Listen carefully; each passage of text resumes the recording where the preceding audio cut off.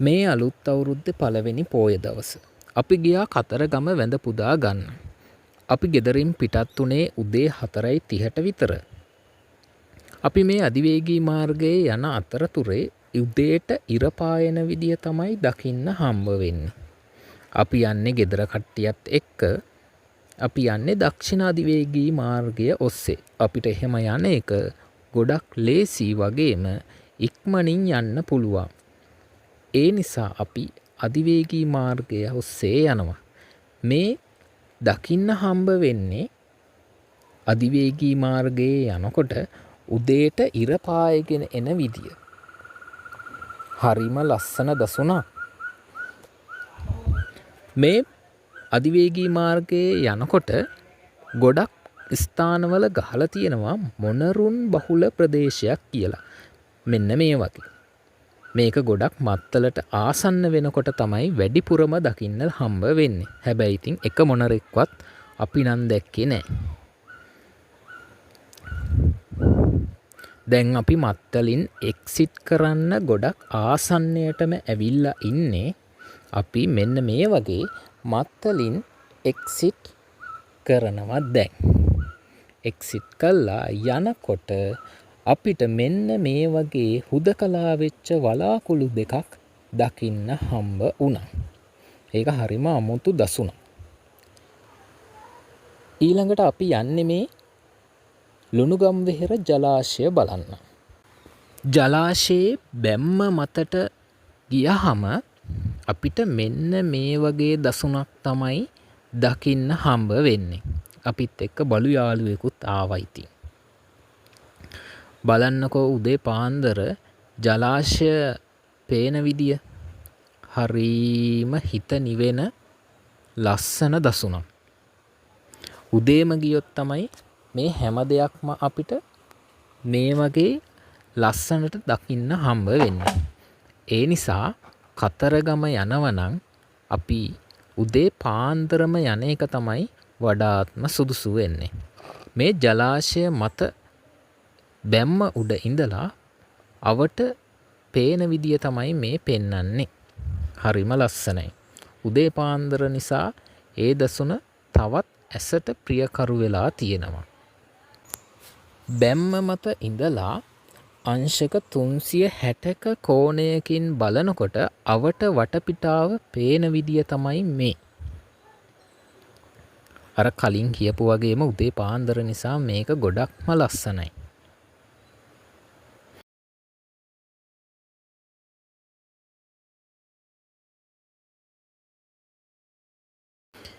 ඒ වගේම තමයි කුඹුරු වලට ජලය සපයන්න මෙන්න මේ විදියට වාන් දොරටුත් ඇරලා තිබුණා. අපි එන්න හදන වෙලාවේ අපිට මෙන්න මේ අපූර්ව දසුන දකින්න හම්බ වුණා. මේක අපිට කලාතුරකින් දකින්න හම්බ වෙන එකක්. අපිත් මේ පළවෙනි වතාවටම තමයි මේ දකින්නේ. මේ රංචු පිටින් එන්නේ දියකාවෝ. මේගොල්ලොත් එක්ක තව කොක්කු හිටියා. තව කුරුල්ල වර්ගත් හිටියා. ඒගොල්ලෝ මේ ජලාශය වටේ යන ගමන් කෑම තමයි හොයන්නේ. මෙතන මං හිතන විදියට දියකාවෝ ඊළඟට කොක්කු කුරුල්ලෝ මේ ඔක්කොම එකට එකතු කරොත් මම හිතන්නේ දසදහස් ගාණක් විතර ඉන්නවා ඇති. හරිම ලස්සනයි. මේගොල්ලෝ කෑ ගහගෙන ඉතින් ජලාශය වටේ කෑම හොයන ගමන් තමයි යන්නේ. මේගොල්ලන්ට මං හිතන්නේ ජලාශය වටේ යන්න ලොකු වෙලාවක් යන්නේ නැහැ.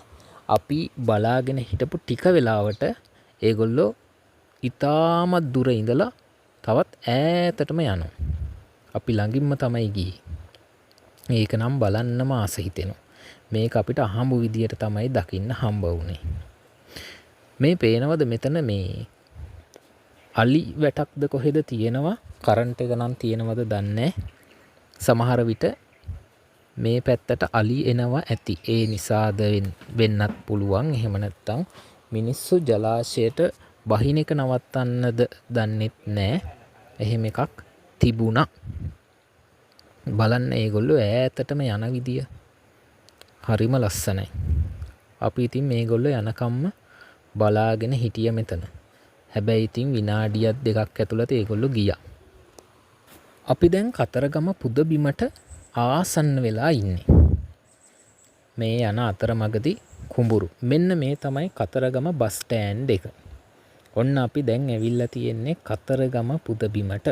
මේ දකින්න හම්බ වෙන්නේ මැණික් ගඟ. අපි එන්න කලින් දවසේ රෑ වැහැලා තිබුණු නිසා තමයි අපිට මේ විදියට මැණික් ගඟ දකින්න හම්බ වෙන්නේ. මැණික් ගඟ මේ විදියට තමයි අපිට දකින්න හම්බ වුණේ. අපි ඉතින් මෙන්න මෙතන ඉඳන් මෙන්න මේ ගොල්ලන්ට පොරිත් දැම්මා. ඊට පස්සේ අපි මේ අපේ නඩේ අනිත් කට්ටිය එනකන් කතරගම මහදේවාලය ළඟ ටිකක් නතර වෙලා හිටියා. ඊට පස්සේ අපි යනකොට අපිට දකින්න හම්බුණා කතරගම වාසනාවත්. අපි මෙයාව පස්සේ බලන්න එන්න තමයි හිතාගෙන හිටියේ. ඔන්න අපි දැන් යනවා කතරගම කිරිවෙහෙර වඳින්න. අපි උදේ පාන්දරමා විතින් කිරිවෙහෙර වඳින්න යන්න. මොකද කිරිවෙහෙරේ බිමට අතුරලා තියෙන්නේ කළුගල් පතුරු. ඒ නිසා තද අවුරශ්මියත් එක්ක ටිකක් ඒක ඇවිදින්න අපහසු වෙනවා. ඒ නිසා අපි උදේ පාන්දරම යන්න ආවා. මේ යන අතරමඟදී දෙපැත්තේ දන්සැල් ගොඩක් තිබුණා. හැබැයි අපි එක දන්සැලකටවත් යන ගමන් ගියේ නෑ. අපි ඒක හිතුවා එනකොට යන්න. මෙන්න මේ හරියේදී අපිට මල්, පහන්, හඳුන්කුරු, තෙල් මේ වගේ දේවල් ගන්න පුළුවන්. මෙතනින් පස්සේ තමයි කිරිවෙහෙර තියෙන්නේ. මෙතන ඉස්සරහත් තව දන්සැල් කීපයක් තිබුණා. හැබැයි කලින් කියපු වගේ අපි ඒ කිසිම දන්සැලකට යන ගමන් නම් ගියේ නෑ. අපි එන ගමන් තමයි යන්න හිතන් හිටියේ. දැන් ඔන්න අපි කිරිවෙහෙරට ගොඩක් ආසන්න වෙලා තින්නේ. කිරිම කිරි පාටට මේ පේන්න තියෙන්නේ කිරිවෙහෙර. අපි ගියේ පෝය දවසේ නිසා සෙනගනම් හිටියා. ඔන්න දැන් අපි කිරිවෙහෙර ආසන්නයටම ඇවිල්ලා තමයි ඉන්නේ.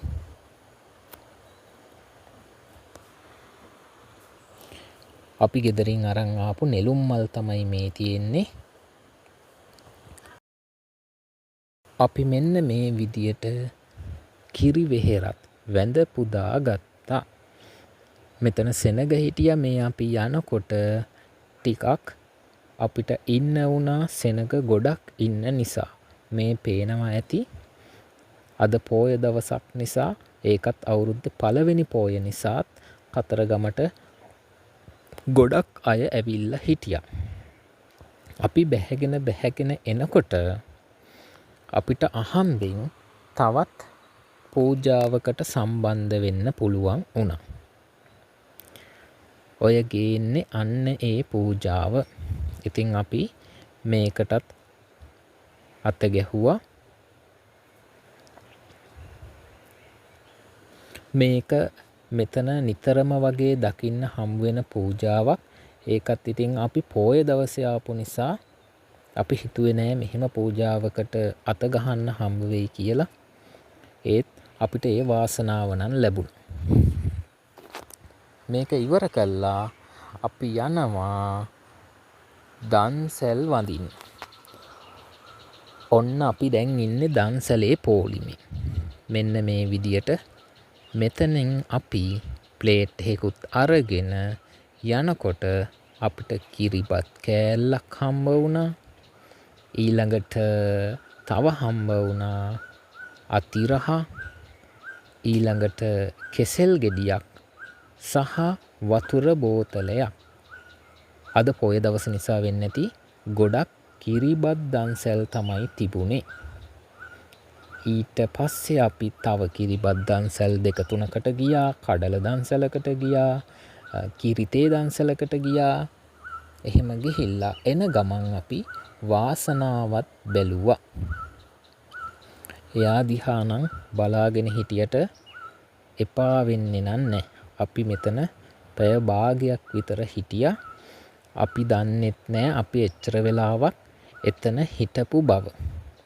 ඊළඟට අපි යන්න ප්ලෑන් කරන් හිටියා ලක්ෂ්මී දේවාලය බලන්න.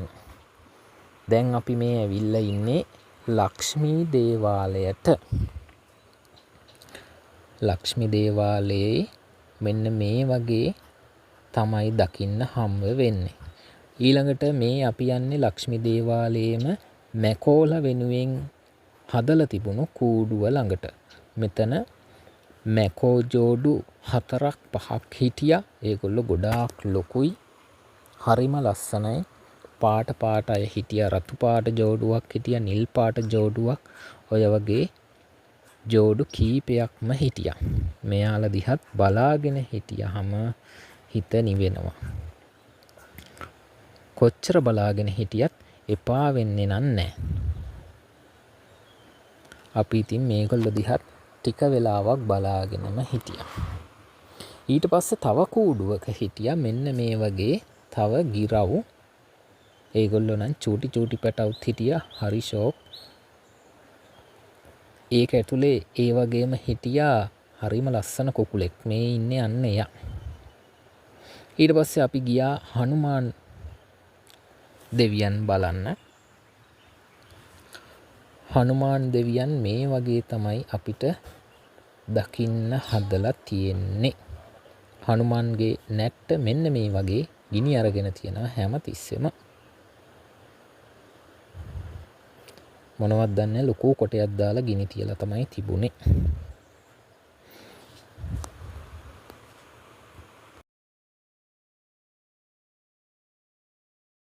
ලක්ෂ්මී දේවාලයේත් සෙනග හිටියා.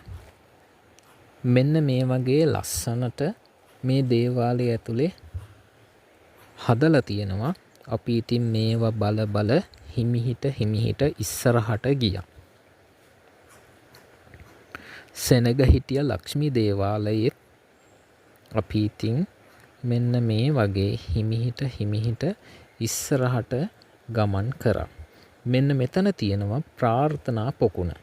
හැමෝම ඉතින් ආපු අය මේ පිළිමයට පිටුපාලා හිසට උඩින් කාසියක් දාලා ප්‍රාර්ථනාවක් කරනවා.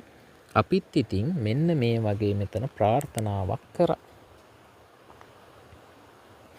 මේ වගේ ලස්සනට මෙතන හදලා තියෙනවා. හරිම ලස්සනයි.